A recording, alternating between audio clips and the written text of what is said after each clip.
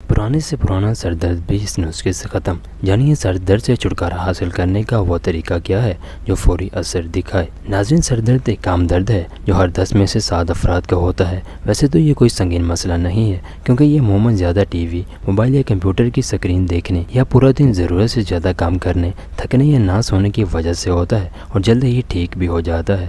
ہر کچھ لوگوں کو دائمی سر درد کا مسئلہ ہوتا ہے جو انہیں ہر وقت پریشان رکھتا ہے۔ ایسے میں ضروری ہے کہ پہلے آپ ڈاکٹر سے رجوع کریں کہ کہیں کوئی سنگین مسئلہ تو نہیں، اور اگر ایسا کچھ نہ ہو تو آپ یہ نسخہ استعمال کریں۔ ناظرین، دائمی سر درد کے لیے ایک نہایت ہی آسان نسخہ شیئر کیا جا رہا ہے جس میں کسی بھی قسم کی کوئی جڑی بوٹی استعمال نہیں ہے، کیونکہ بہت سارے ایسے لوگ ہوتے ہیں جن کے علاقوں میں جڑی بوٹیاں بآسانی میسر نہیں ہوتی، تو آج کا یہ نسخہ ان کے لیے خاص ہے۔ نسخہ کیا ہے، نوٹ کر لیں۔ بادام 1 عدد، کالی مرچ کا دانہ 1 عدد، ان دونوں کو رات بھر ایک پیالے میں بھگو کر رکھ دیں اور صبح نہار منہ اچھی طرح چبا کر کھا لیں۔ اس کو تقریباً 2 سے 3 ماہ تک روزانہ کھائیں۔